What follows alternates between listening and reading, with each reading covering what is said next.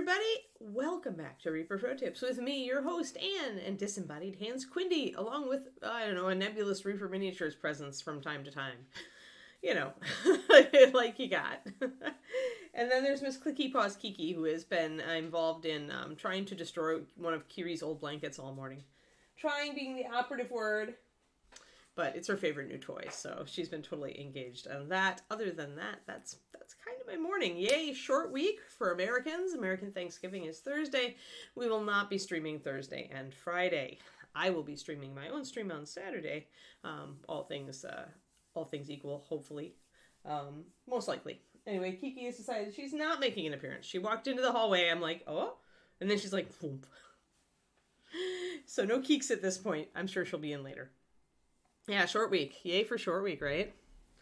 Oh, dear. And I ordered from Reaper, but it's taking a long time. Taking a long time for that to get here.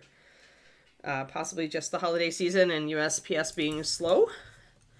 But yeah, the Reaper order is still in kind of like, it's like got shipping, but it hadn't gone to the post office. So hopefully it'll get to the post office today. And that'll give me Christmas stuff for you guys to paint. And that'll be fun. Because I want to do that in December. I did realize yesterday that we did not paint the ReaperCon Sophie, the big one. So we need to maybe decide if we want to do the little one or the big one, or, because I could slot that in for the new year. I don't know, you guys have an opinion on that? Meanwhile, it's NMM day, so we're going to just dive right in with our rich leather and various shades of yellow.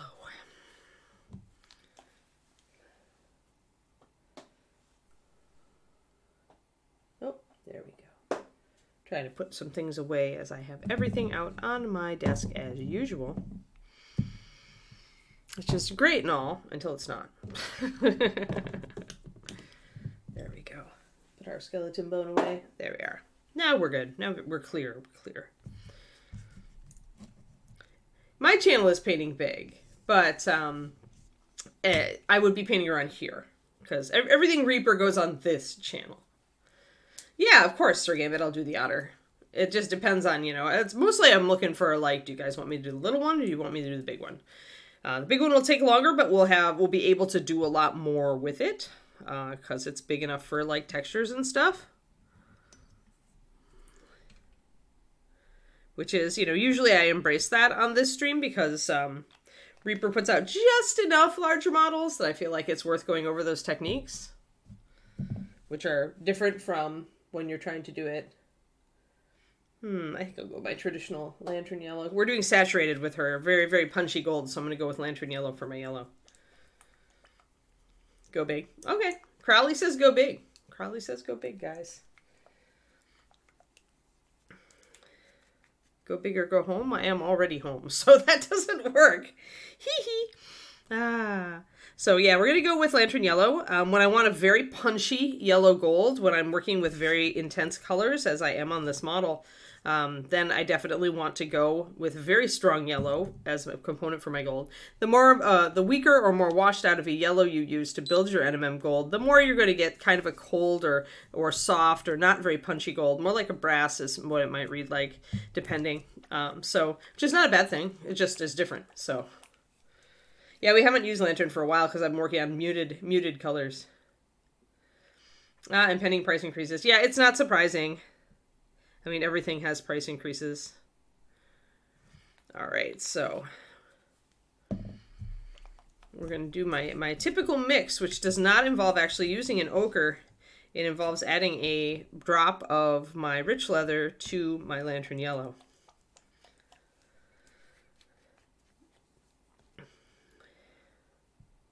I think, Reaper, has it about right where they know that their market is mostly gaming figures, right, Crowley?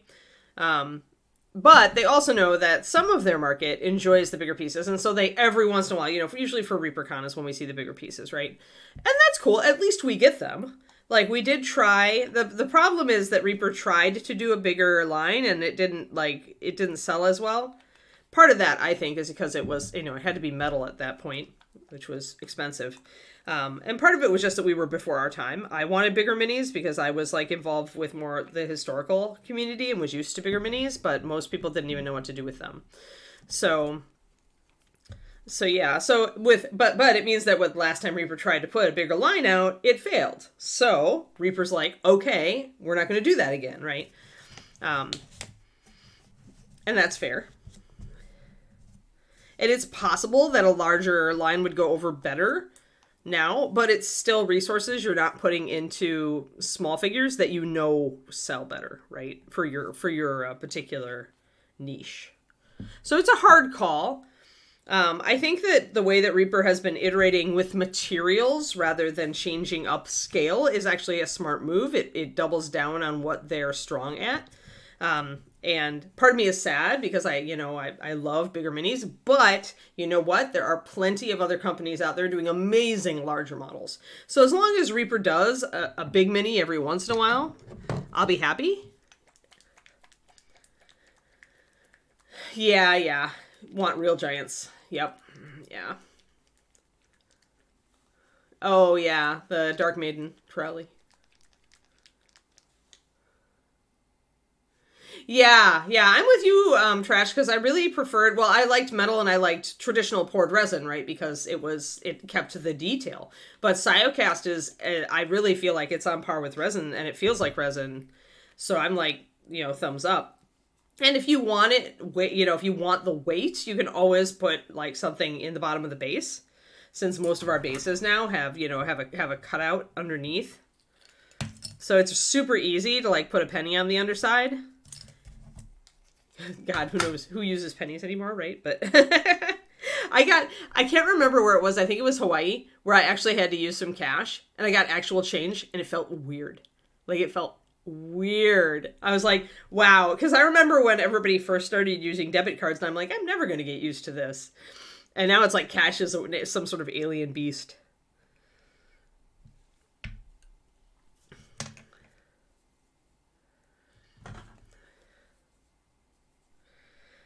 But yeah, so I'm hoping for, I don't know, the giant sculpts that we have are not my favorites, and I'm hoping, like, some of them are. I'd like the female giants. And actually the storm giant, the one that's kind of Zeus-like, I like him. So some of our giants I would paint. But yeah, I guess we'll see, like, because when you get that scale up, then you need different packaging, and different packaging costs more, and that makes you raise the price for the customer. So that is a direct, like, and plus you have to figure out what machine you're going to do it on, right? Right now, Siocast can't do above a certain size. So we can't do a really big giant in Siocast, it'd be awesome if we could, but Ed was looking into that and trying to work with Siocast to develop bigger machines that could handle bigger models. I'm sure it will come out at some point. I just don't know when that point is. Okay, Quindy, sure. Oh, Neato Fritos, Kuriko. That sounds awesome. So I have to come to Scotland to collect all the new coins. That's what you're telling me? I used to collect foreign money because I worked at a theme park. I worked at Six Flags Park, and so we got a lot of out of country visitors. And every once in a while, they would accidentally pay with one of their own coins, and I worked in cash control. So when that all came through, we would find those odd coins, and so I would trade one of my own dimes or whatever for whatever coin it was because I thought they were cool. I love foreign money. I just like coins. Like, coins are cool little works of art.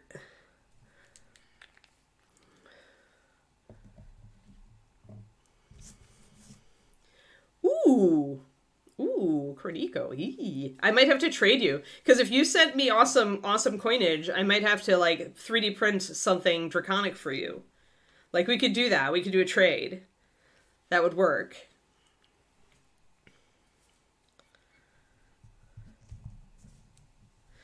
Although first we have to figure out the thing that I was just trying to paint a weekend or two ago. I guess it was, like, last weekend. Before this past weekend. One of one of the components just is having a ton of trouble. So David will try to redo it, I'm sure. Maybe I can talk him into firing up the printer this weekend.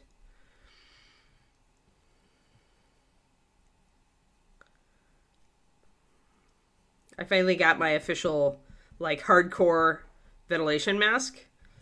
The really nice one. So the one I had at Reaper working in the paint department.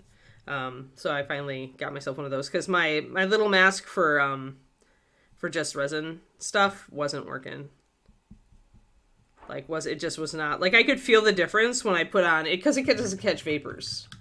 It catches superfine particles, so it's great for filing resin, but it does not catch vapors, so not good for 3D resin printing. But yeah, we'll talk about it, Kuro. We'll talk about it. You know, there's a 50% off sale on STLs right now on my mini factory for Black Friday. So, if there was a piece that you liked, Kuro, you should let me know. You should message me on Discord, because I was serious about the coinage. I would love to see the new coins when I'm sure it's going to be a little time before you get all those coins out, but... Oh, you're a coin geek, so you understand. Oh, neat, yeah. I used to have a collection of when we went to the dollar coins briefly before the USA was like, because the USA apparently can't grok dollar coinage. But anyway, yeah, I collected those for a while when they were shiny and new. Dave's a money geek as well. Yeah. I think a lot of us who worked in accounting, like, Dave doesn't surprise me at all.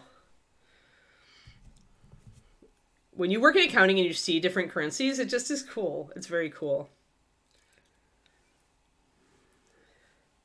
A while ago on the thread for Bone 7, ideas to resize the giants. Yeah.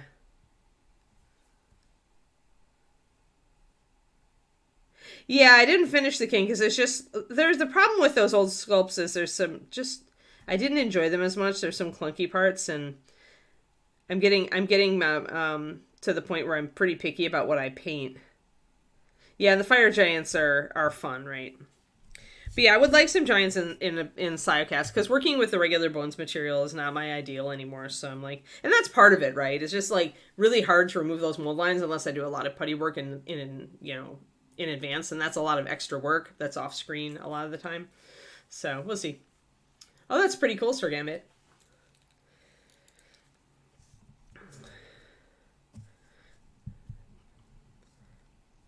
But yeah, David was like, when I was like, ooh, my mini factory is having an STL sale last night as we were going to bed. He's like, no! And he lunged for my phone. Hey, I am not nearly as bad as some people I know.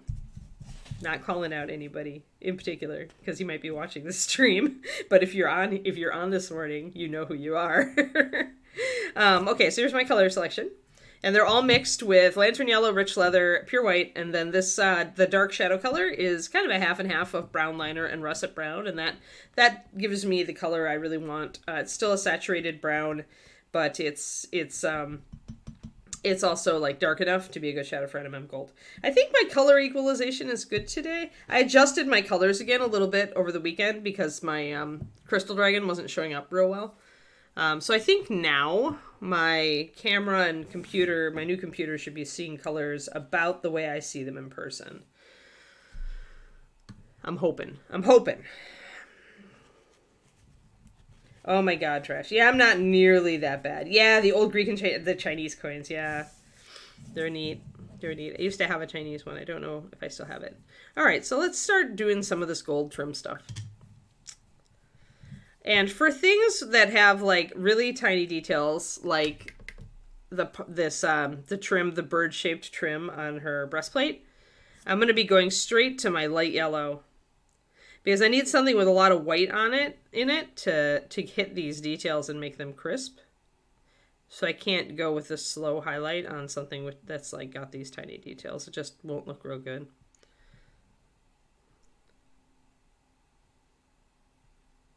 So I'm just going to try to take this light yellow. Man, I might be almost to the point where I need an optivisor. That just feels bad, man. Feels bad, man. My brush control is still primo, but it's getting to where the 3x reading glasses are even not quite enough.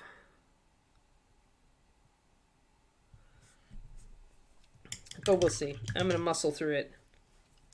But yeah, I do love. There are just some sculptors on my mini factory who I just love, and actually I should go and see if Moonlight Mini stuff is on sale and pick up some stuff that we might do for my paint-alongs. My paint-along on the Patreon. I like Christine's figures for doing Patreon stuff because they're simple. They tend to be very clean, so they're good for lessons. So I could stand to pick up a few more.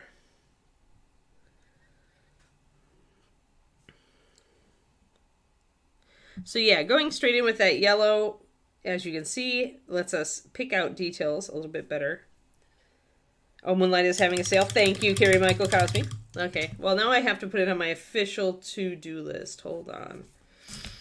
Hold on. Grabbing official list. Moonlight Mini sale. Yeah, I can see the money sucking out of my account as we speak.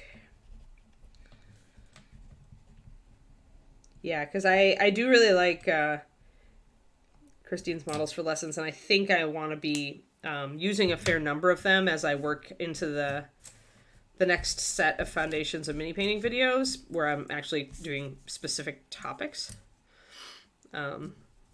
So we'll see. I'll be doing some Reaper stuff, I think, too.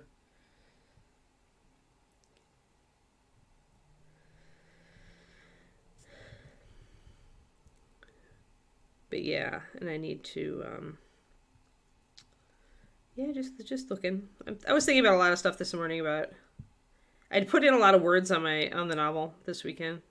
I had my writing club. That always helps. And I was just thinking about, I was thinking a lot this morning about what the next section of the YouTube is going to be, right? Because I think it still fits under fundamentals. I thought about renaming it and making it a new series when I start doing things like faces, eyes, leather, that sort of stuff. I'm not sure if I should rename it, or what, if I do rename it, what it should be. If anybody has any. I was looking at mini painting foundations, but that's too much like fundamentals, and it means pretty much the same thing. So I don't think I want to make it that confusing.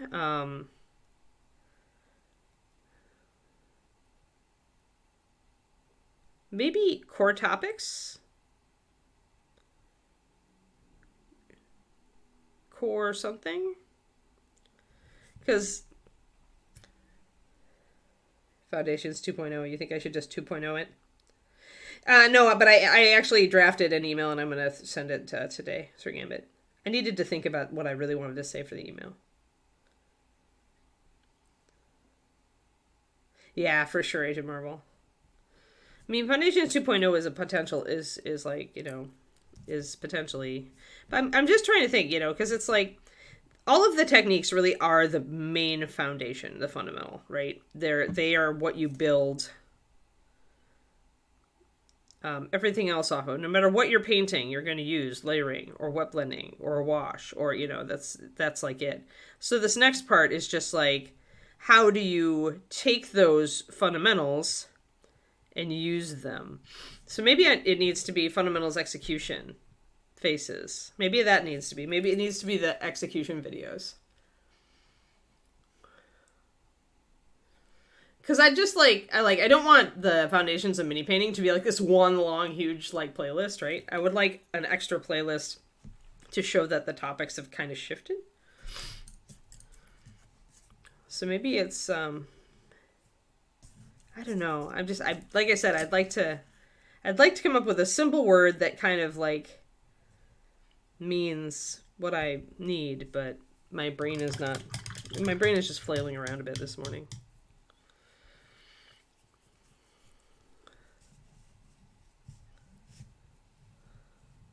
So maybe it's miniature painting fundamentals and then dash execution faces, or something like that. I don't know. You see what I'm getting at, though? Fundamentals in practice. Sir Gambit with the win. That's a good one.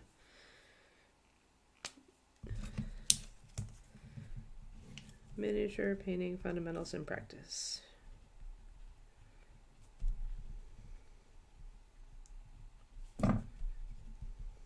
That's good. I like that.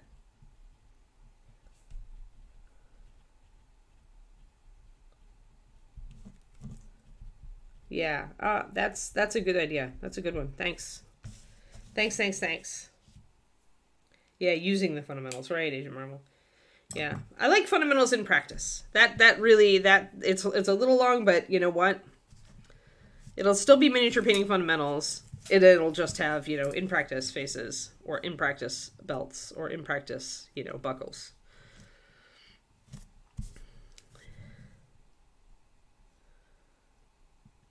So, and that makes sense because the book is going to be called Miniature Painting Fundamentals. So, just keeping it fundamentals, but making it a little bit fundamentals in practice makes sense to me. Yeah. Yeah. Yeah, good idea, Sir Gambit. You get a gold star. Sadly, I can't actually give you a gold star.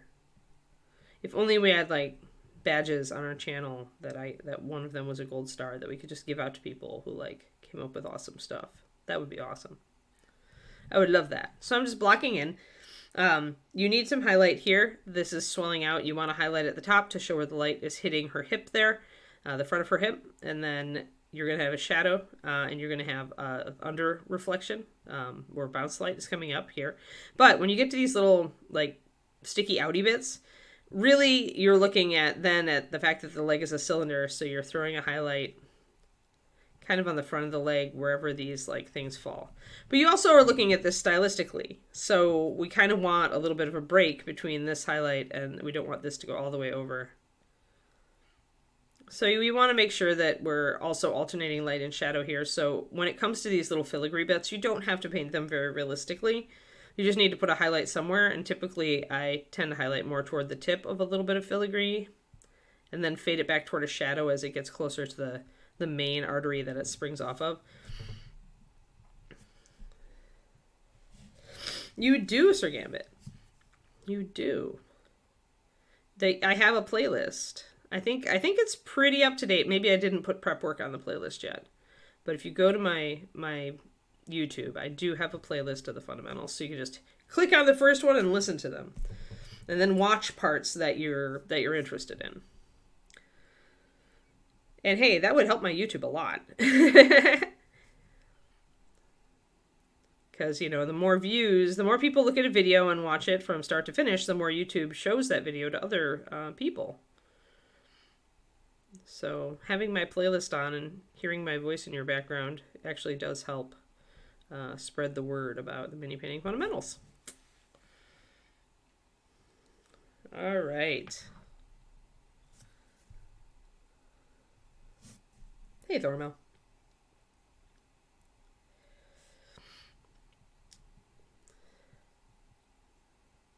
On the writing side, I also have been debating.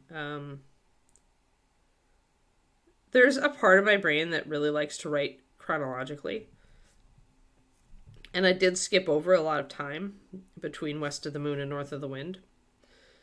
So I was thinking the other day, there's really nothing to stop me other than needing some cover art for it, but I can arrange that. But there's nothing to stop me from putting out a novella that covers kind of what happens when Ash and Sadis come back and find the Winter Palace. Because there's some stuff, there that happens that I kind of allude to in North of the Wind. But I could certainly do a novella on it. And I think that I know other indie authors that do that. They essentially have their main series, but then they do novellas to fill in some of the story that happens in between. And novellas for me are pretty easy because it's a shorter story idea. It's less unwieldy. Novels are greatly unwieldy. Like they're giant tentacle monsters that you're trying to weave the tentacles all together into a cohesive whole. And when you've got your tentacle monster all like finely woven into this Celtic knot round where none of the tentacle bits, or at least very few of the tentacle bits, are still poking out, then your novel is done. But it really is like that. Whereas when I wrote like The Lies Between, I was like, that was pretty. It's a much simpler story because it's shorter. But Ash was not born like a bear, so he doesn't have, like, he was never instructed in a lot of the things that Bear Kings can do, right? He's got to figure it out from the ground up.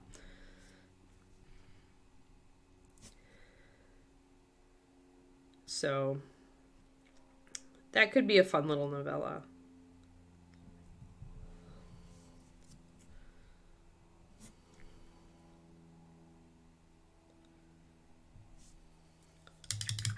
It also will help to establish some of the powers,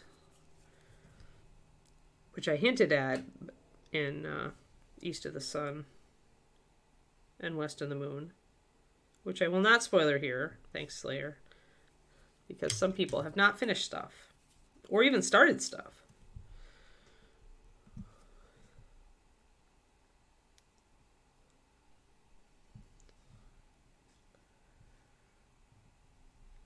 Yeah, and I could put it up on Amazon for like $1.99 or whatever, depending on how long it is. If it gets to be like a substantial length, like 40K or 50K, I'd probably put it up for $2.99.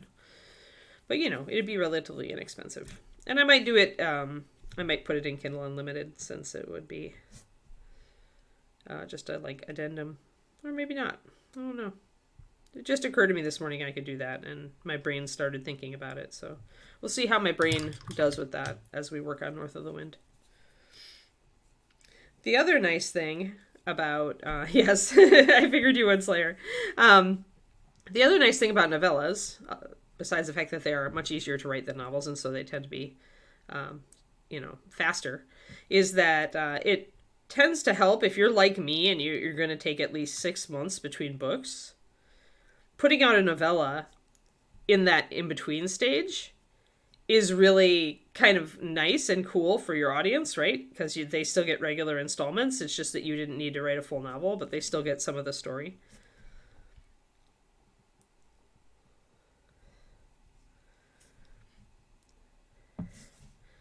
And then I don't know if these will be novellas or if they will be full novels, but the Foxes duology, the first book of that, Three Favors, takes place technically in that in between 7 years. And then the second book will take place after North of the Wind. So I am starting to weave that stuff together a bit in my head, knowing what my chronology is.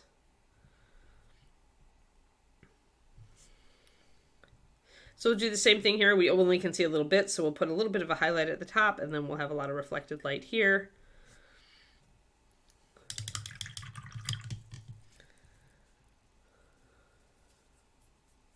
Well, yeah, but that's what happens with writers. Like, because the minute, if they are at all like my brain, the minute you think about it, the minute you conceive the idea, it's like the internet in your brain. Because your brain is like, oh, but that could be a cool story, because blah, and blah, and blah, Your brain just runs with it, especially when it's a world that you've been in as long as Ilona Andrews have been in their world. Like, they've been writing in the Kate Daniels world for ages now, and so that does not surprise me at all, Kerniko. That does not surprise me at all. Plus, the minute you say something like that, your fan base is like, and then you're like, oh, people want this? All right, I guess. All right, didn't know you guys liked Pugh that much. Well, there you go.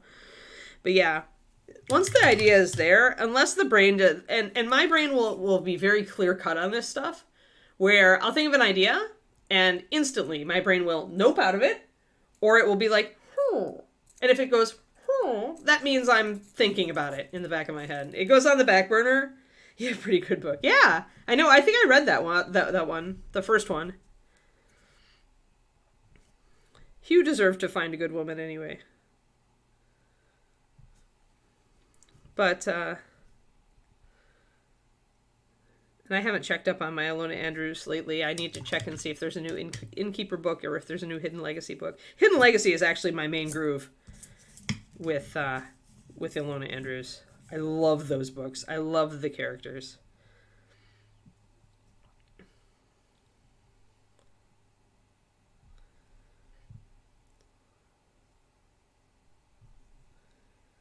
Hey, Tristodoma. Yes. I think on STLs, I don't know if they're having a sale on regular physical models, but that maybe somebody, the person who mentioned that, could clarify. It's easy, as David puts it, it's easy to have a sale on STLs because it costs you nothing.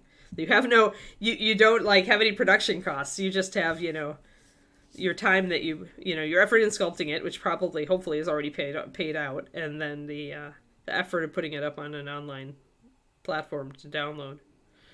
So here, when you've got a long surface like this that's kind of perpendicular to the light, look at it and see if it's a little tilted. If it's a little tilted, then your guide is that the side that's tilted up is going to get the strong highlight, then your shadow, then your reflected light. As it happens, the side tilted up is also facing the outside. It is more likely to get light, so that's going to look natural. My mini factory sale. Okay, yeah. Oh, nice, Daffodil. Yeah, I don't get my vacation day till Thursday.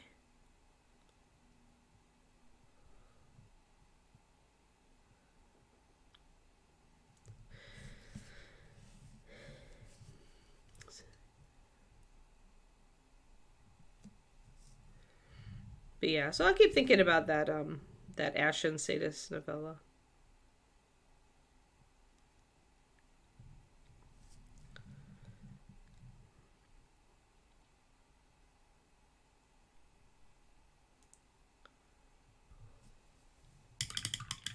So I got that bright. Yeah, that's good. That's good. You can listen to the stream. But yeah, I'll start thinking about that novella idea while I'm working on North of the Wind.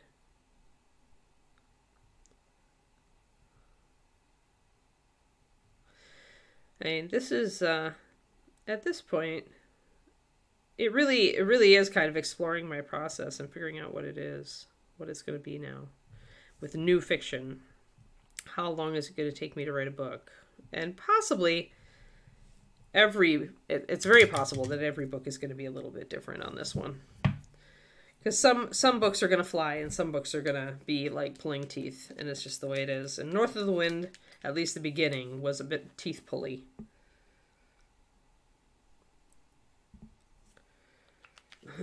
But I have a feeling if I'm writing about Ashen Sadist and the Winter Palace, it's going to go much faster. And that's actually been my experience with this book, is that when I started writing Sola's chapters, they flew. Because I knew her. But Tor, I'm still learning who Tor is. He's still telling me who he is. There will come a point where I'm as solid on his character as I am on the others. And then it will be easier to write him. But as it is, I have to listen to my gut a lot and kind of feel my way through his scenes.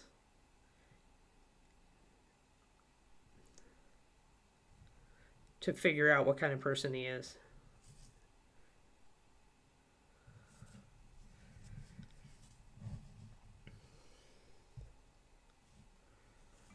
Which is just part of being kind of an organic, intuitive writer on that part.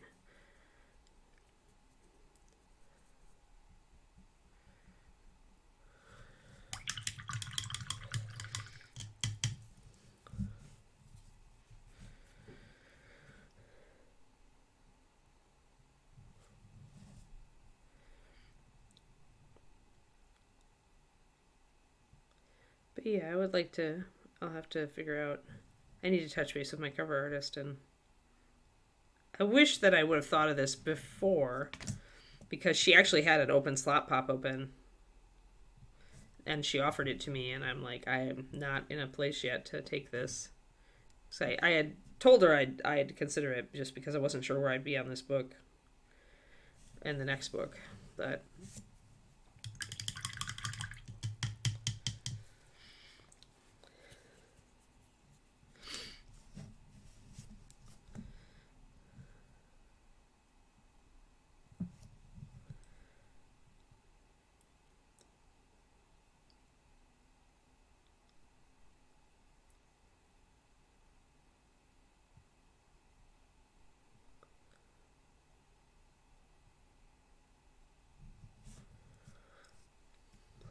I also need to consider if the novellas get much cheaper covers, because I love my cover artist, but she is not cheap.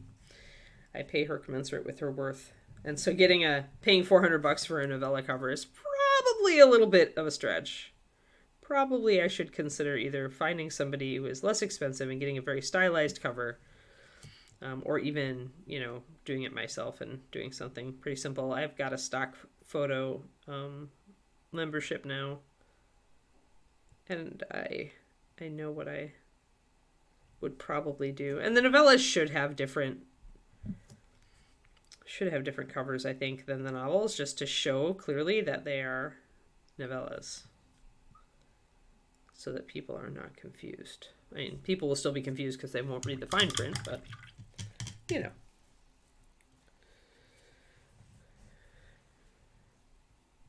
Huh. Yeah, well, it'll be like question mark Thanksgiving. Like, it'll be like surprise Thanksgiving, Twisted Oma.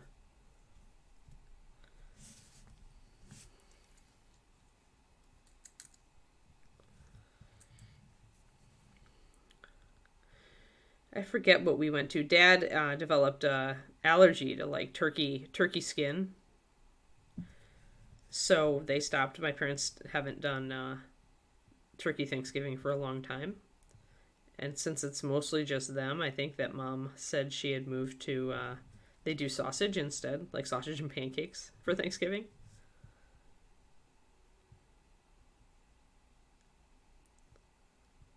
Because our family has being German, a lot of the way back on both sides. My family has its own sausage recipe that has been handed down. I think it's at least 100 years old. I don't remember.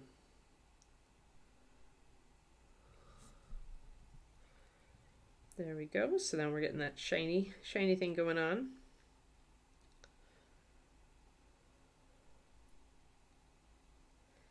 Barbecue turkey. I like my traditional turkey. I do butter and herbes de Provence for the flavor.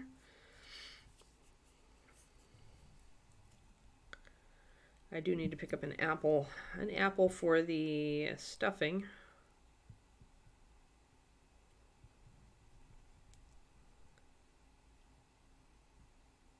I went to the Mountain View Farmers Market yesterday because normally it's way up at the top of Castro Street, and my writing club is on the opposite end of Castro Street, and I just don't have the oomph to walk all up there and then wander about. But when football games are on, certain football games, they move the farmers market down right next to my writing, which makes parking annoying. But yesterday I actually did wander around the farmers market, and I found it's a very interesting farmers market here compared to what I've seen in other areas. But there's a lot of because we have a lot of like Indian, Pakistani, and we've got a lot of Chinese, Korean. We've got a lot of the tech companies bringing a lot of people from other cultures, and there's a Pakistani guy who has a booth at the farmers market, and so I bought some samosas and some chutney yesterday, and they were super delicious. We had them last night. So I really like living in a multi-ethnic community. It's pretty cool because remember, I grew up in Wisconsin. I grew up in very, very white bread territory, and I was interested in like other cuisines and things like that, but it was not something you really typically found around us. You'd have to go down to Chicago probably for that sort of thing. But yeah, it was cool.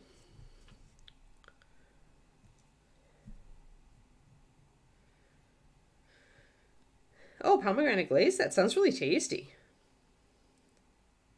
Sausage and pancakes for Thanksgiving sounds fantastic. Well, yeah, there you go. There you go, Quindy. My parents have made it permissible. You've heard of other people doing it, so now you can do it. It's totally an excuse.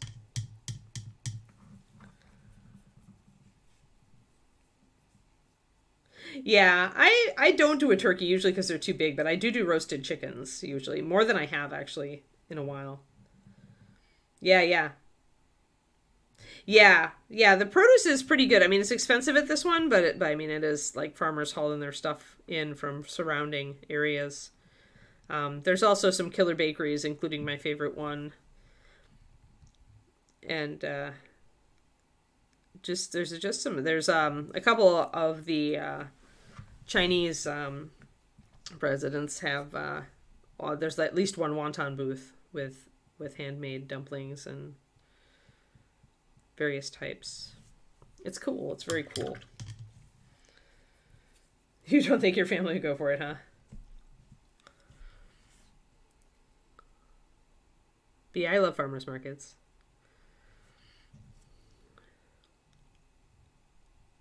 I managed to evade a lot of it because, unfortunately, it being the week before Thanksgiving, I'm like, I really have what I need leading up to Thanksgiving, and I have most of what I need for Thanksgiving. So it's like, well,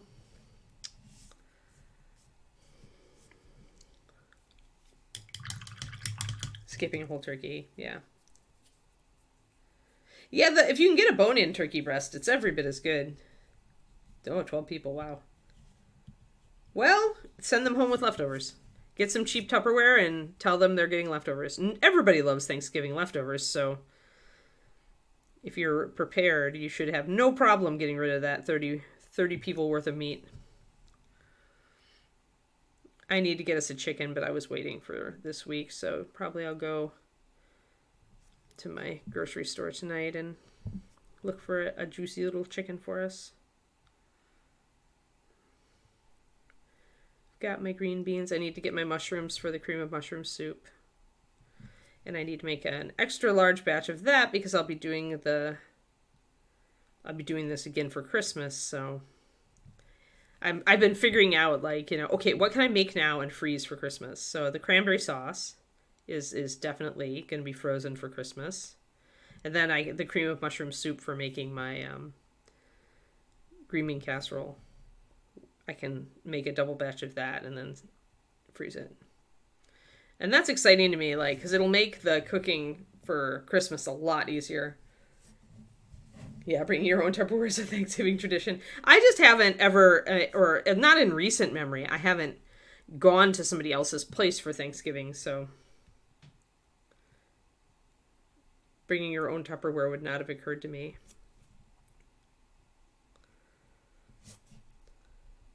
Probably best to have a couple of pieces on hand anyway if you really want to give away the food, because some people just will be like, oh, I don't need leftovers, and then when they're there, they're going to be like, oh.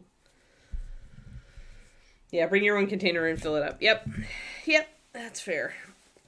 There's just always a couple of those people who forget. I suppose you could just put it in Ziploc bags for them. Alrighty. That's good, that's good, that's good.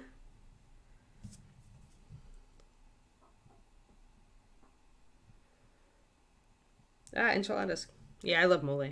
Love, love, love mole. That's one thing I haven't made for myself is mole. Because finding the right dried peppers around here is harder. If I lived in Santa Fe, it'd be easy as pie. But I do not.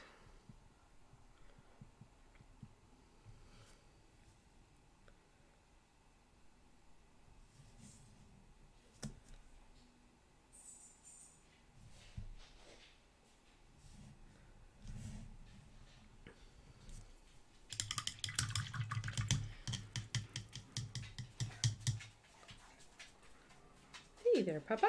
Hi. Are you coming to visit? Hi, the Papa has come to visit. Hi, do you just want pettins? Yeah, did you just come to the conclusion that pettins were the way to go? Do you want to come up and say hi to the stream? Do you want to come up and say hi? No? You're just coming over to say hello, Mom, what you doing? Work. That's what I'm doing. Yep. Hi there, Fuzzlet. You're so fuzzy. How'd you get so big? You're a massive. You just keep getting massiver. I don't think that's a word, Bubba. I don't think that's a word. Okay, work. Papa says hi. She's just doing a drive-by. Oh, wow, Graniko. Yeah, well, yeah, when you've got somebody who just freeloads.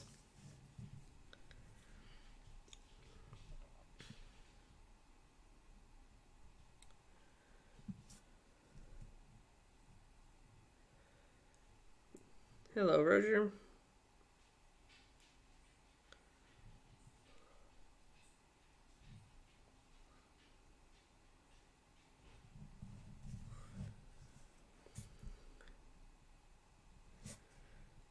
I had to actually order gluten-free stuffing online because I couldn't find any. They'll probably all the stores that I went to will get restocked right before Thanksgiving, but I was unwilling to chance the fact that, I might not be able to find gluten-free stuffing, so. Yeah, exactly. Sometimes you don't want people to bring food, right?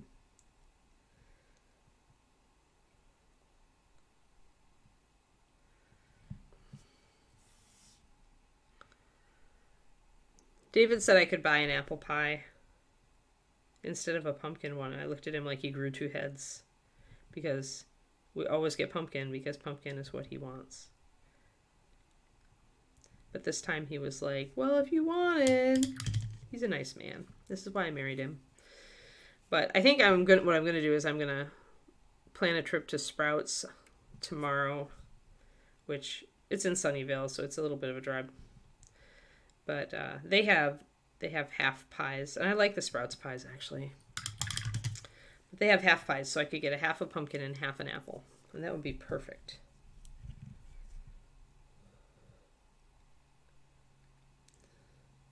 Yeah, because otherwise pomegranates are a pain to deal with. So just taking the juice that's already done makes sense. Cut out a step.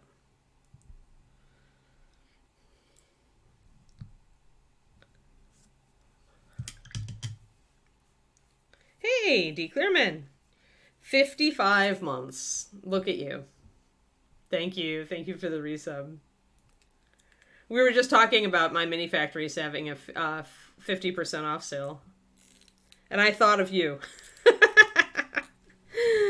I'm going to go over there and buy a couple things, I think. I want to get some...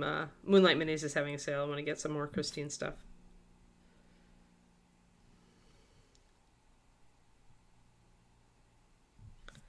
So again, we're alternating light and dark here. I'm losing my dark a little bit, and my light has gotten way too wide, so I'm going to have to knock that back. And I'll use my rich leather to do that. Oh, yeah. Yeah, it's a good pomegranate glaze. Would go well with a lot of Asian foods. Probably the pork that they do with the red glaze on it. It would work really well on that.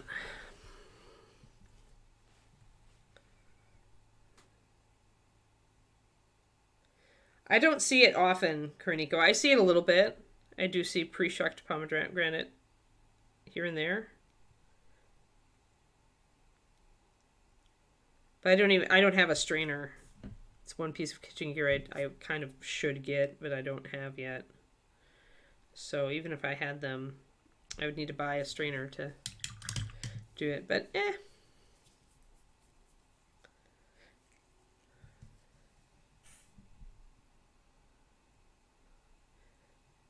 But yeah, you can find the pre-shucked pomegranate. For me, it's touch and go. Like I can't depend on always finding it. Hello, Dogfather. 44 months. Thank you for the resub.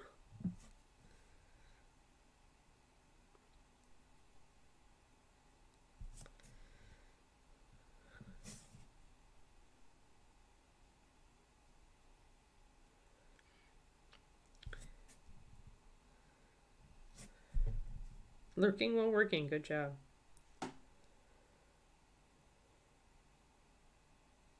Yeah, it depends, right? Yeah, it depends on where you live. If you live closer to a bigger city or not. Yeah. I think we're more likely to find them like at a Whole Foods or a Sprouts over here and not at a standard neighborhood grocery store, Cornico.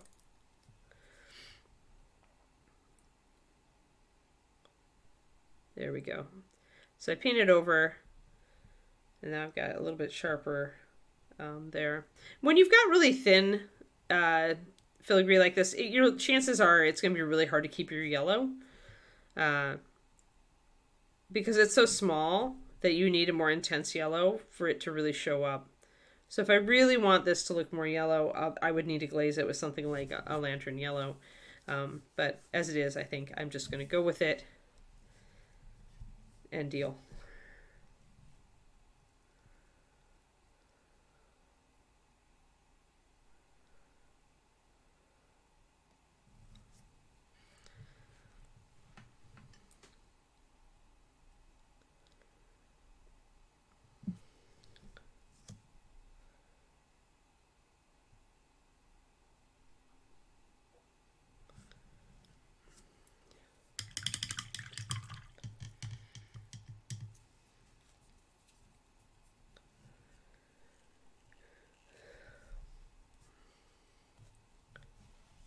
I used to have a tiny baby pomegranate, dwarf pomegranate tree as a bonsai back when I did bonsai.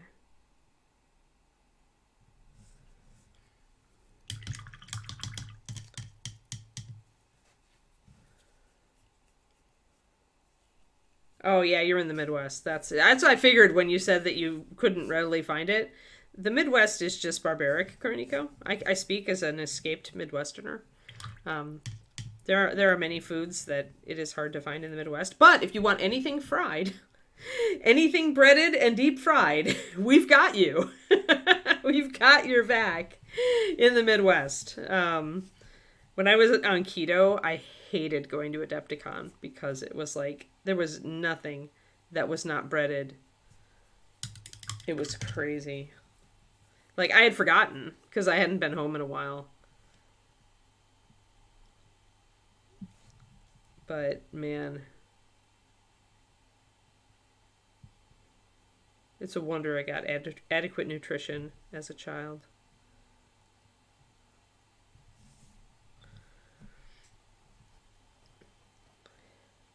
You gotta dig for it, Thormel. Like I would have to find the Whole Foods, right? In the Midwest.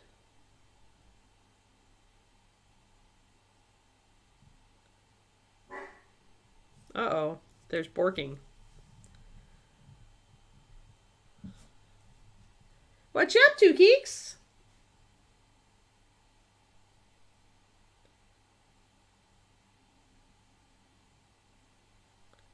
Keeks is like, I heard something sus, I swear. I swear I did. There's a lot of Scandinavian in the Midwest. And German. And Irish. Probably Scottish as well. What's up? What's up, Bubba? What was that? Huh? Are you alerting me to something sus, but then it was only a half-hearted sus? It wasn't truly sus? Was it not truly sus, Bubba? Hold on, let me move my other leg around, and maybe I can get you to get up for the camera. 1 second. Okay. Are you ready? Do you want to get up? Come on, Bubba. Yay!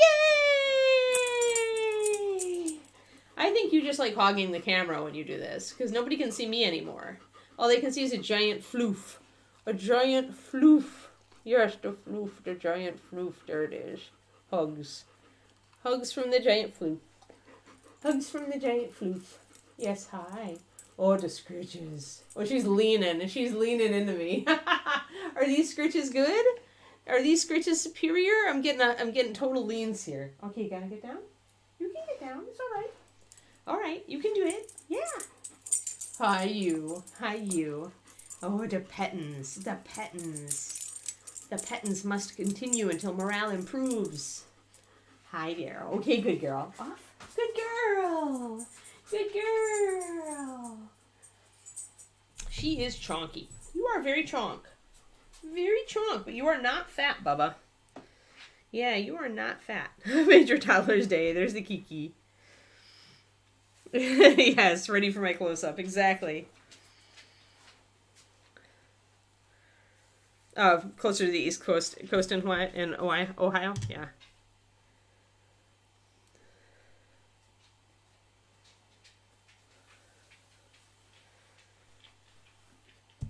Yes, the Keekster. The Keekster is here.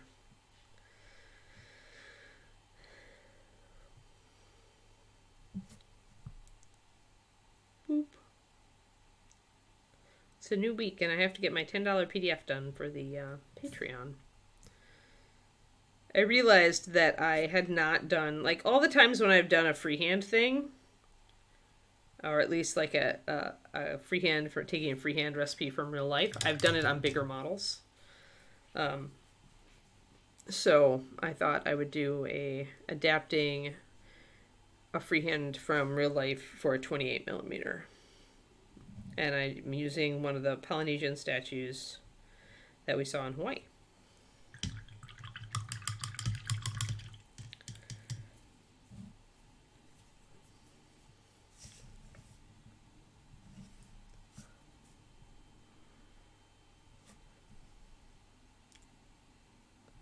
Up. Take your allergy pill, Quindy. One second.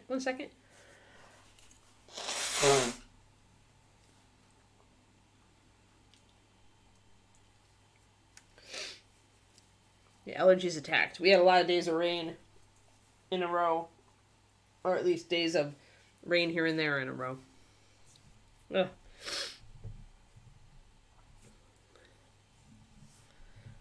Yeah. I don't know. It's like, I grew up, of course, I grew up in Wisconsin, so I have my experiences mostly from there. Only a little bit of Ohio and Indiana.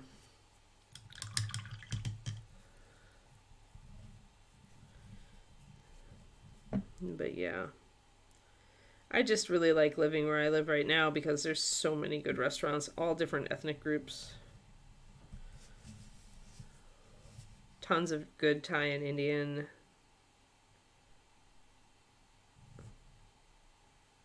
And Chinese.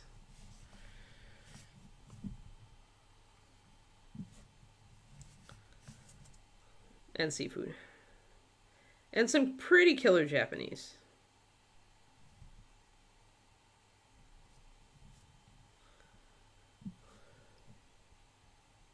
3 hours of rain. Good value for money. Well, it depends on what you're trying to do, Solver. I mean, you can just get a pretty good Tacklon, which is a synthetic bristle, and it'll last a little while. It just won't last as much as a good sable. When you talk about value, if you pay for a more expensive brush, it's going to last you for months or even years. So you kind of have to like look at what you're doing. If you're just starting out, then Tacklons are pretty cheap, usually $5 or less, and you can get one. You know, it's a plastic bristle. It's not natural hair. It will bend or spread eventually. It'll hook at the tip, and it will be less useful then. You'll have to get a new one. That's kind of what you're paying for. If you go up to a good sable, then you're going to be paying quite a bit more, $15 to $25 a brush, but it's a brush that's going to last you for a long time. So if you're trying to just get in and get a brush, then probably go Tacklon. But if you are looking for a better sable, then I would say shop around. Rosemary and Company usually they're a little bit less expensive. They're in the UK. You may have to order from there. I'm not sure who carries them in like the States, but you may not be in the States. If you're in Europe, you should be able to order them. Let's see here. Yeah, Rosemary and Company are probably the cheapest Kolinsky sable out there. Reaper's Kolinskys. Do I have one here? I thought I did. Where are you, Reaper Kolinsky? Here we go. So the black handled brushes from Reaper are Kolinsky sables. We do keep our price point a bit lower to make it accessible, but we sell out a lot. I actually wouldn't get the 0. I'd get the 0/5, which is a good brush for all like detail painting on miniatures. And last time I checked, Reaper's Kolinskys were around 12 or 13 or $14, so on the lower end of paying for a good brush. And again, if you just don't leave them nose down in the paint water, they're gonna last for a long time. And clean them regularly. If you tend to leave paint in them for longer, then you need to clean them regularly with some brush cleaner. But I mean, these days, like, I think this brush is well over a year old, and I paint a lot, and it's still got a perfect tip. Right, exactly. If you don't take good care of your brushes, if you leave them nose down in the paint water, or you paint with them a lot and you don't rinse them frequently, so you tend to get paint drying in your brushes, then probably you don't want to invest in a good brush. If you are able to remember to rinse them and not leave them in the water, and if you rinse frequently while you paint so that you don't get a lot of paint drying in them, then I'd say definitely go for the more expensive brush because it's going to last you for years. You'll pay 5 times the amount or up to 5 times the amount for something that will last you like 50 times as long potentially. So it's all about what your goal is, Solver. That and it's like, are you looking for just a functional brush for painting, or are you looking for a detail brush that can do fine details like eyeballs and buckles and all of this little filigree crap that I'm doing today, right? Because a good Teclon, when it's new, can do this fine detail stuff. There's some pretty high quality synthetic brushes out there nowadays, but again, it will wear a lot faster and it will lose that fine tip. So if you're really like looking more like you've got some basic brushes and you want to upgrade to a good brush, I'd say Reaper or Rosemary and Company, and go for one of the finer brushes that will keep a good tip. Remember that it's not about the size. Don't go for a micro brush, probably. The really, really tiny brushes, the problem is the paint dries out in them before you can finish what you're doing. So it's more important to have maybe a little bit of a bigger brush, but with a super fine point, like the one I'm using here.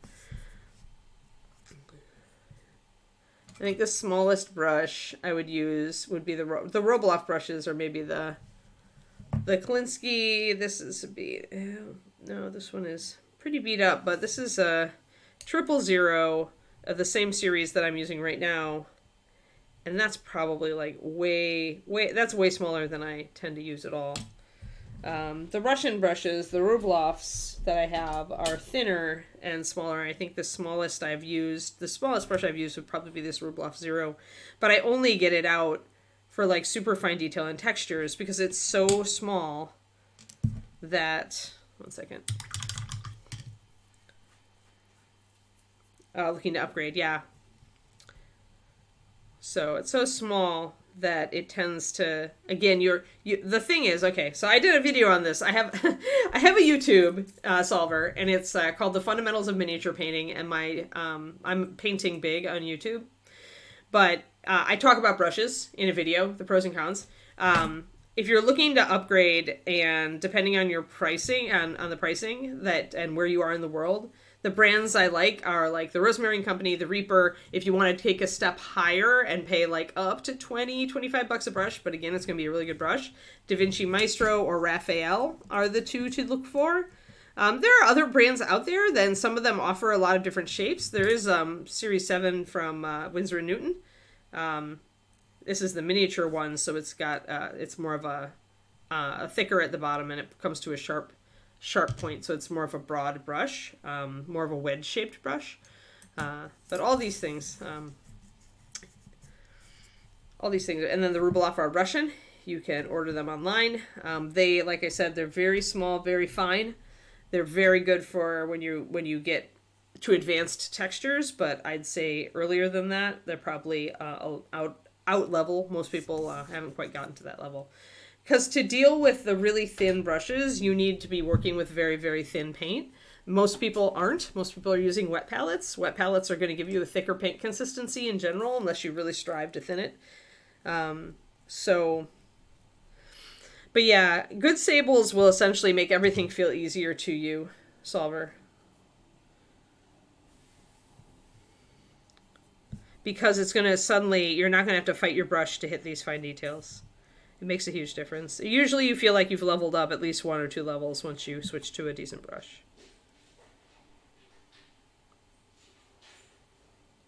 But the thinner and finer the brush you use, remember you need to thin your paint more or it won't come off of the brush. So I don't know if you use a well palette or a wet palette. If you use a wet palette, remember that as your brush gets thinner and finer and smaller, you've got to thin a little bit more. If you use a well palette, that makes it easy because it means you're gonna have a easier time controlling your paint consistency. All right, let's do some of the gold back here. But yeah, so if you're up to it, if you use YouTube, look me up on YouTube. Look at my Fundamentals of Mini Painting series. And I think brushes is like video 4 or 5. I've got a playlist, so it should be easy to find. It's mostly me talking, and a lot of the information I'm giving you here is on there, but it's organized better. I typically outline. I work along an outline when I'm doing my YouTube videos. Here on the stream, I'm very off the cuff, so I don't necessarily remember to mention everything that you could find useful.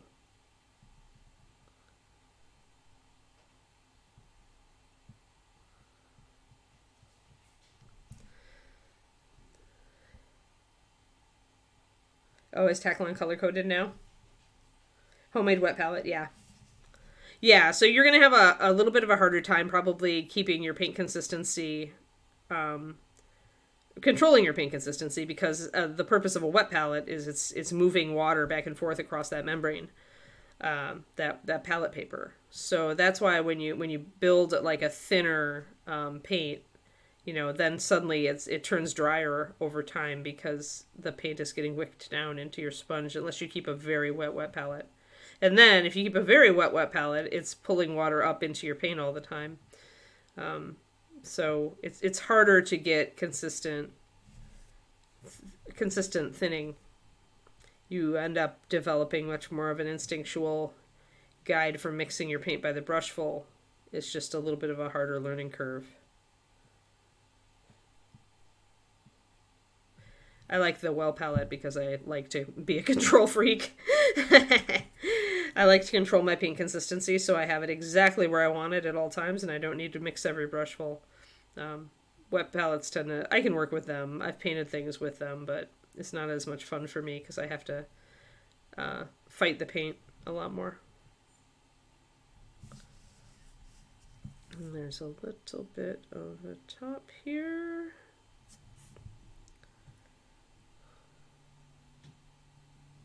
Oh, always has been color-coded. I assume that's Taklon brand Pendrake. Or is it... Because I think different brands do not necessarily color-code.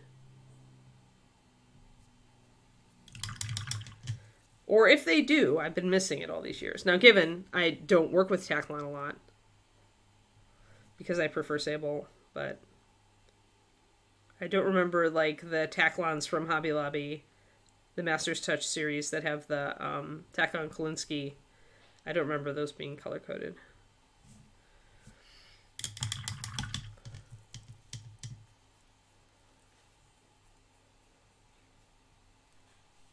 Interesting. Yeah, almost all the ones that I see mini painters use are the gold Taklon.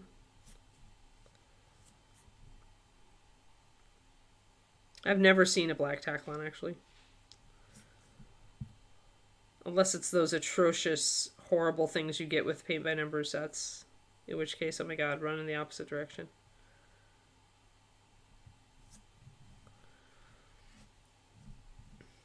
So we're getting that arm guard done. We've got this little spray design here. We're going to go straight to our lighter color.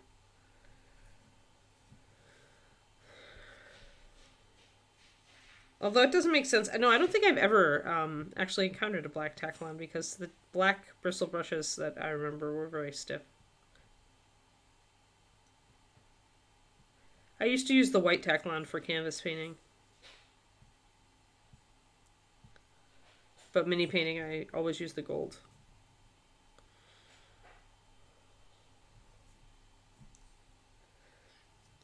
It's because oil painters like to leave brush strokes.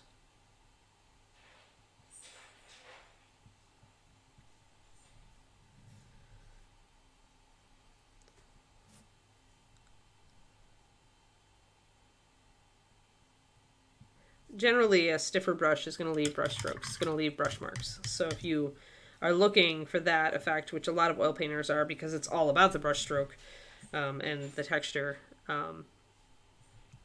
then you would be looking for a stiffer brush. That's why mini painters tend to go toward Kolinsky Sable. It's a very soft brush. It's got good snap and spring, so it holds its shape, but it's also quite soft, and you can blend with it. And whether you leave brush marks is up to you at that point. It's up to your execution rather than the material you're using. That said, you're not going to get, if you do like have a Kolinsky and you try to leave brush marks, it's going to be a little harder. Like if you're doing it on canvas, I mean, it's going to be harder to get that effect because it's a softer brush.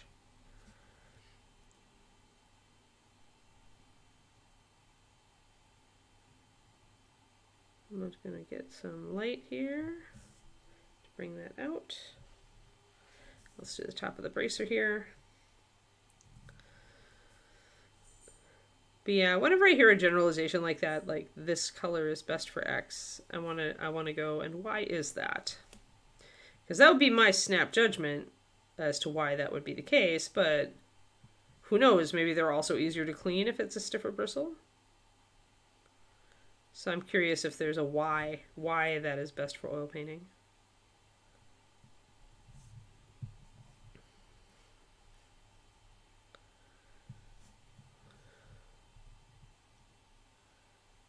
And they are, of course, I mean, because it's plastic, you're not going to hurt it if you're using like caustic agents to clean it.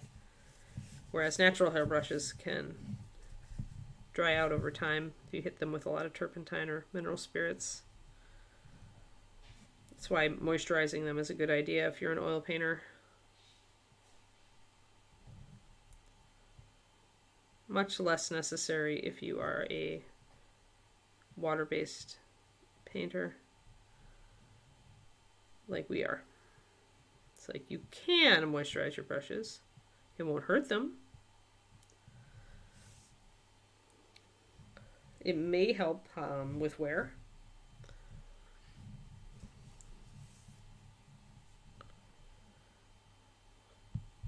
But I would say it's much more necessary.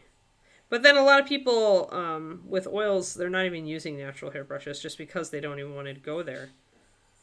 They're using synthetics. I mean, Wapple definitely.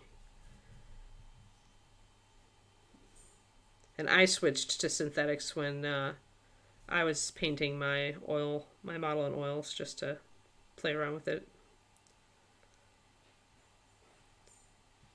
Because I hadn't done oils not on canvas. And I wanted to give it a shot. Okay, I put that model away. Did I? Yeah, I don't think she's here. I think I maybe put her away.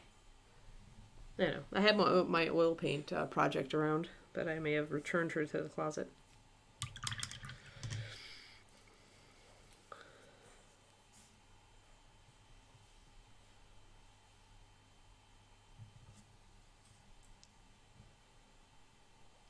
And I'm just kind of lining this. I want to tighten up this detail here.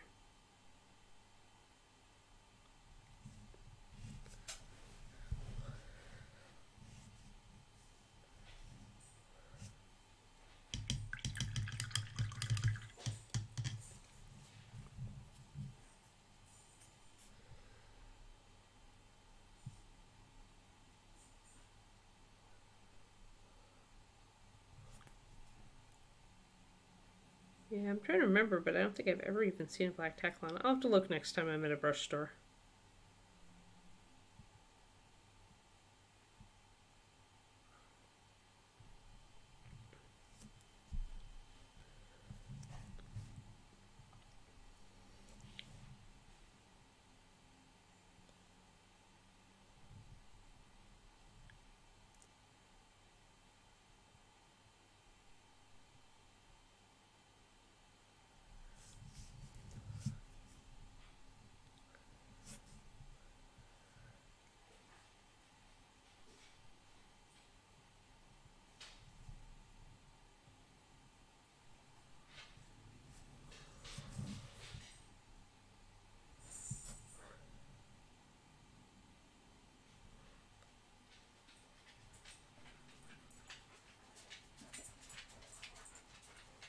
Hey there, Keeks.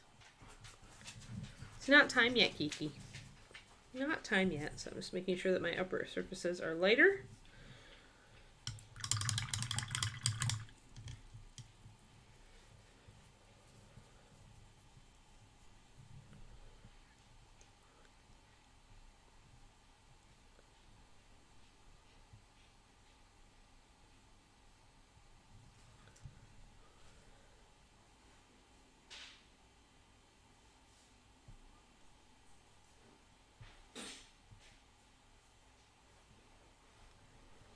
Oh, Kiki, what are you doing?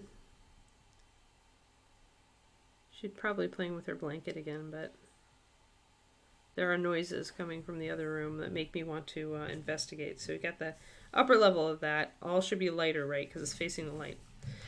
Pardon me while I go check on my stinker of a puppy and make sure that she isn't eating something that she oughtn't to be. And then I'll be right back and we'll continue with the hood. What you doing? Oh, are you playing with your binky? Oh, you've messed up the couch too. I see that.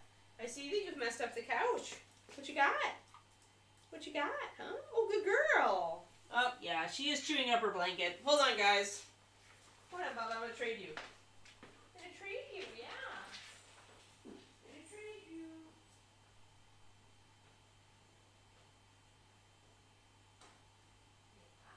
Girl. Good girl not trying to get that. I'm gonna trade you. Good girl. Oh, good girl. Good girl. I just had to get that piece, yeah? I had to get that piece. Yep. Yeah. Yep. Yeah, you gonna bring that blanket in here? The one that you're destroying slowly? She did have a little piece, so I had to take it away from her and trade for a piece of tasty treat.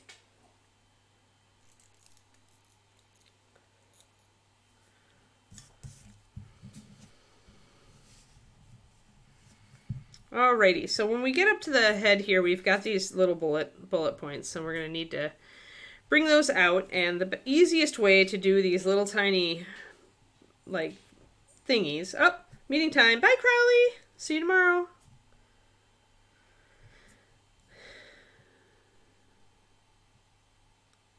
The easy way to do these is to honestly fill them in with a darker color.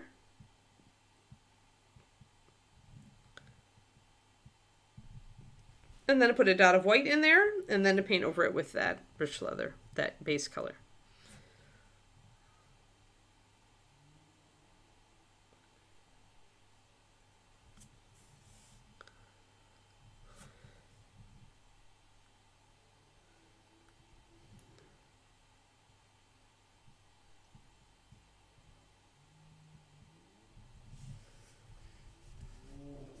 And ideally, I would have underpainted this whole surface, but I did not. So now we're going to end up doing it this way.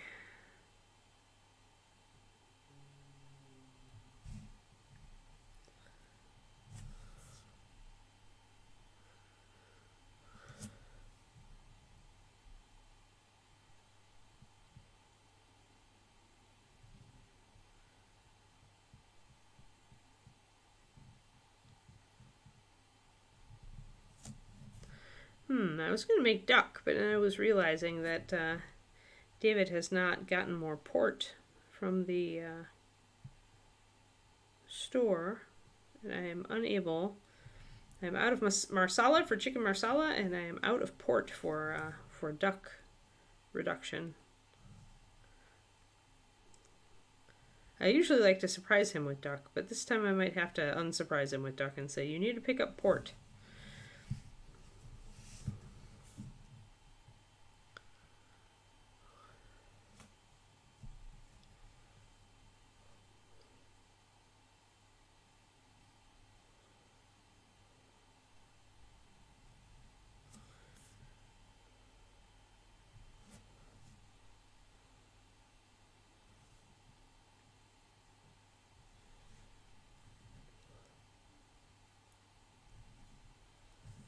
Alrighty.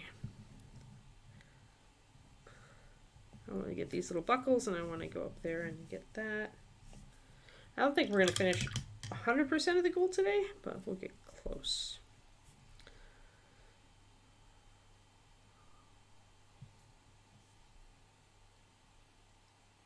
Oh, yep. See you Wednesday, Turgeon. At least they moved you up instead of down.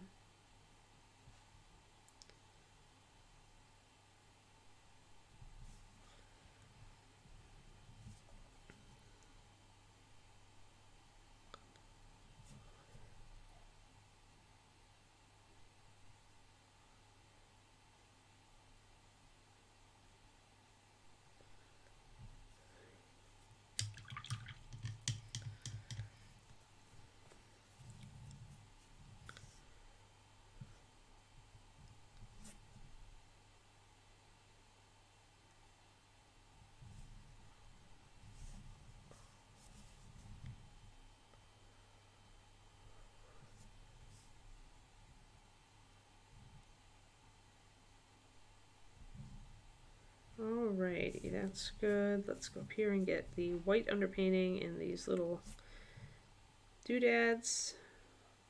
I'm just going to try to drop a drop inside each one. Don't worry about it. If you blurf a little bit, you can always trim that up. Correct. Wednesday is the last. I mentioned that in the beginning of the stream. I'll mention it again now. That we will only have this stream today, tomorrow, and Wednesday, and then I am taking the 4-day weekend.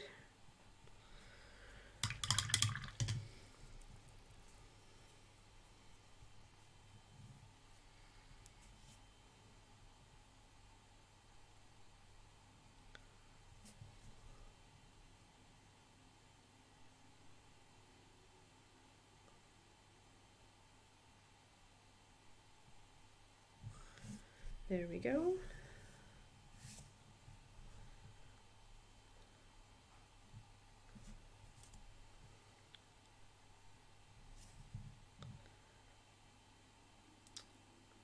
Oh, and I mentioned I was having numbness in my hand yesterday, and I had to do some of my exercises. So I did a set of them last night once I figured out what the real problem was.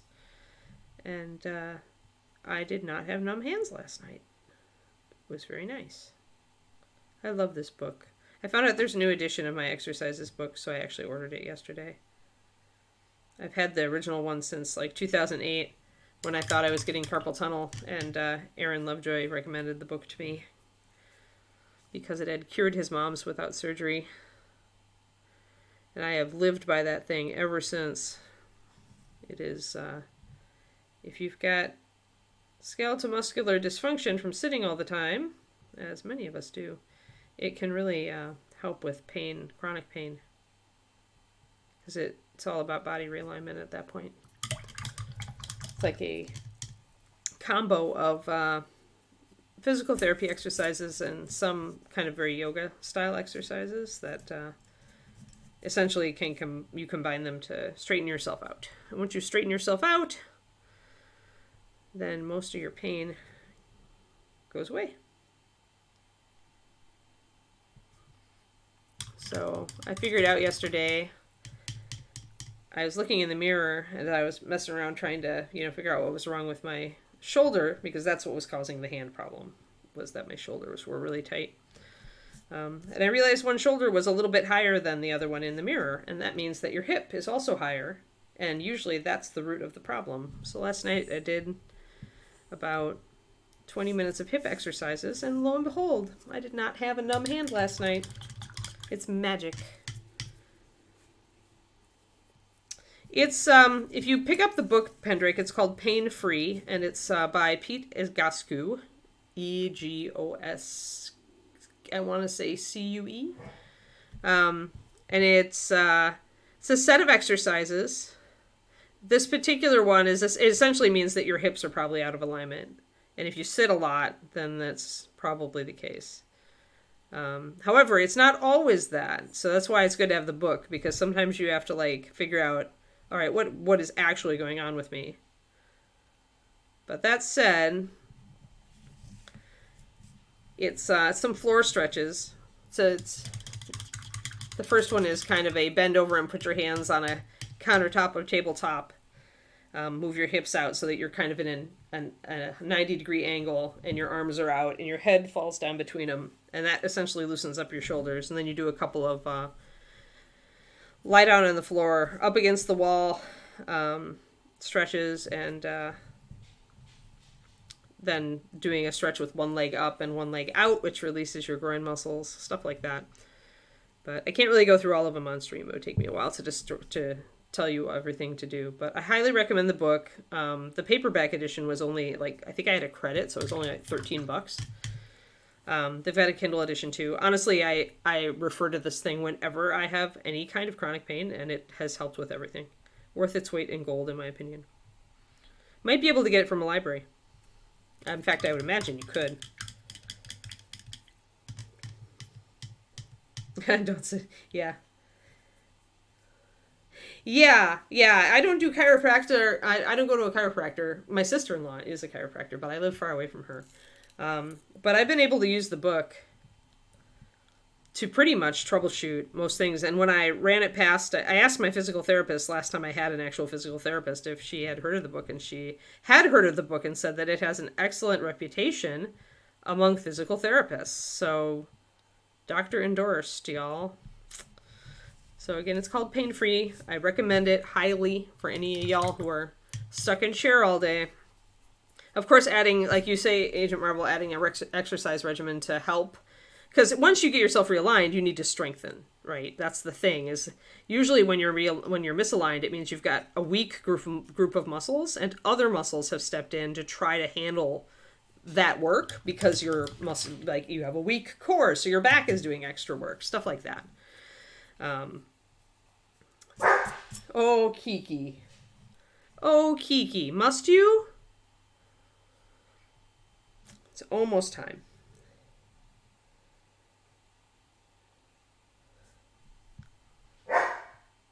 But yeah, highly recommend this book for all mini painters. It saves me. I'm a light sleeper, so if I have like numbness in my hands at night, it wakes me up and I don't sleep well, which is the doom for me because I require really good sleep to function at my best. To really be worth anything, I require a good night of sleep. So this book is fantastic.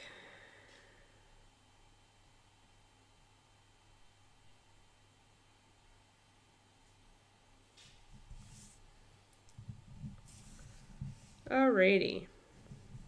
I think we're pretty good except for the hood itself and the bow. So we'll have to do a little bit more. Keeks, that's enough. Kiki is telling me it's time to end the stream and take her for her walk. Oh, I hear the clicky paws. She heard me. She's like, wait, did you just say the W-A-L-K word? Yeah, wrist braces, yeah, Pain Free by Pete Ogoscu. Yep, that's it. It's on Amazon. It's easy to get. Yeah, the problem with the wrist braces is not really solving the problem.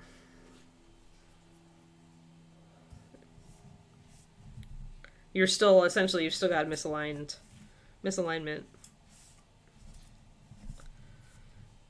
It's just helping you, like, not have the numbness.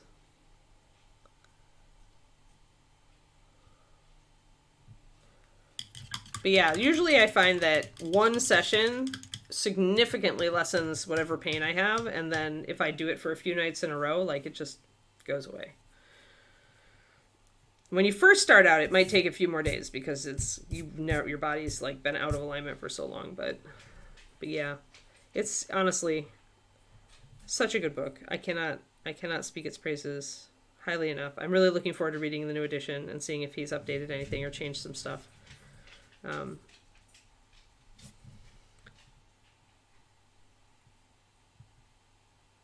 But he's all about functionality as a doctor. He's very much like there is like a chain of muscles and tendon interaction that goes from your feet all the way up your body, all the way to your neck. And so you can't affect one part you can't affect something in isolation. Like trying to treat one part in isolation never works, essentially. That's why. There we go. Shinies. Yeah.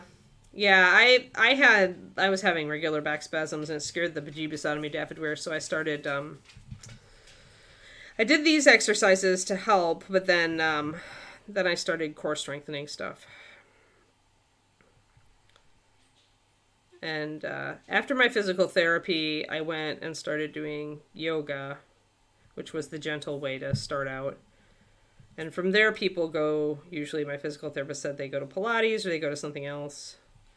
I ended up going to CrossFit, which was maybe jumping a step. But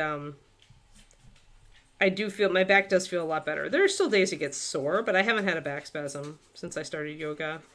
Hi there, Kiki. Is it time? Is it time? Is this the alarm dog? Is the alarm dog coming? Oh my. We've been visited by the alarm dog. But yeah, I have, when they took my last x-ray, they took something and told me I had the back of somebody who was like 20 years older than me. with just the degeneration of cartilage and all that. And that pretty much scared the bejeebus out of me, so I got down to my yoga and stuff after I'd gotten that to try to help.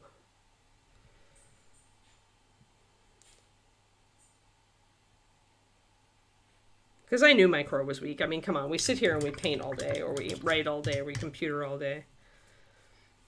Arthritis, yep. Yeah, arthritis is straight up inflammation.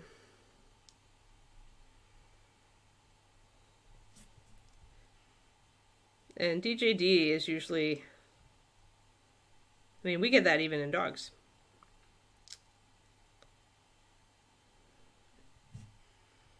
Or DDD, sorry.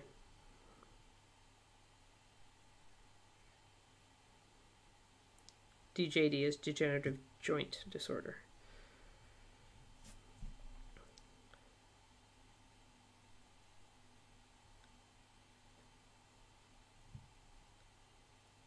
But yeah, I wish more doctors would kind of like interface with physical therapists, because most of the physical therapists get that stuff's connected, and if you've got arthritis, it's because something is causing that inflammation, and stuff like that. And sometimes I feel like doctors don't, although I've had pretty good doctors. I can't really say that. I have had pretty good doctors. Although a couple of them have been puzzled by the whole my back is weak so my shoulders are tight thing. Like,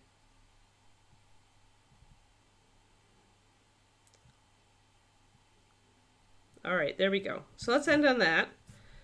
I think I need just a little bit more. I didn't really pop the highlights up here. One moment while I do that, and then we'll call it.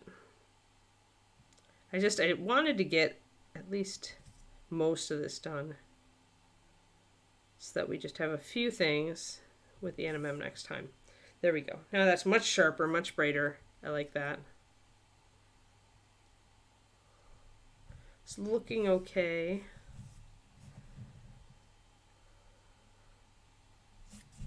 But yeah, back problems are tough. My dad had back surgery, and I was trying to keep away from it, which is why I started doing all this stuff. So far, I've managed.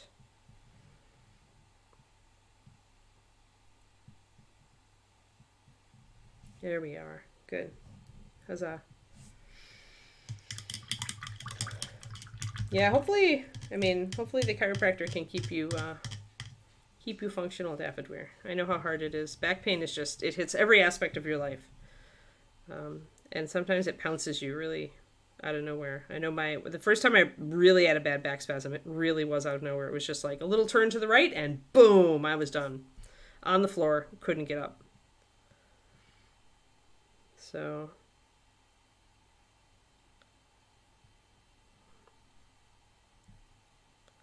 I'm very happy to say now that after all my work, I'm doing so much better.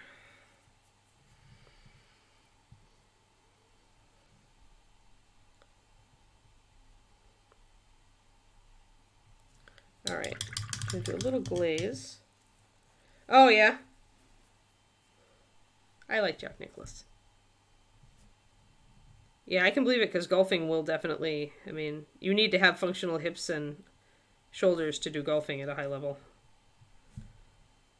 Jack Nicklaus was always a fan of mine, or I was a super fan of his. When I was a kid, we watched a lot of golf in my house, because my parents both golf, and my brother. So I always liked Jack Nicklaus a lot.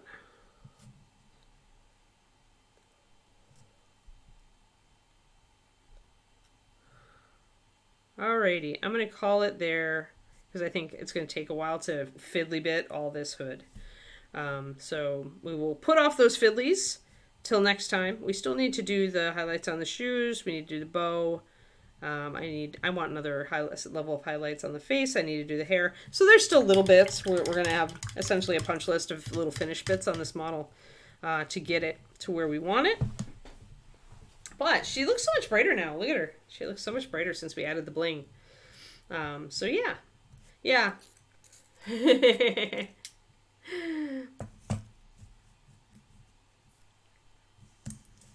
Excellent. So tomorrow, unfortunately, Turgeon will miss out on Angry Link. We're unfortunately on an even more NMM. For like NMM is we're in the hell of NMM for the next couple models for sure. I have a lot of gold still that I need to do on this model on the backs, so we'll probably be doing that. But he's so close. He's like so close. After that NMM gets done, he's like, we need to figure out a base. Yeah, it's NMM week. Bods are your friends, yes. Well, we'll try to get this guy pretty done. I guess we just did a lot of cloth on him and leather last time, so at least we haven't been doing NMM on him before this. So yeah, so we'll end up doing that. And I hope you guys show up, except for Turgeon, who has other things that are more important. Good luck with the doctor, Turgeon. I know it can be stressful. Totally. All right. Excellent. Thanks, Quindy, again for herding the cats. And you guys have a great day, okay? Have a great start to your week. Bye-bye.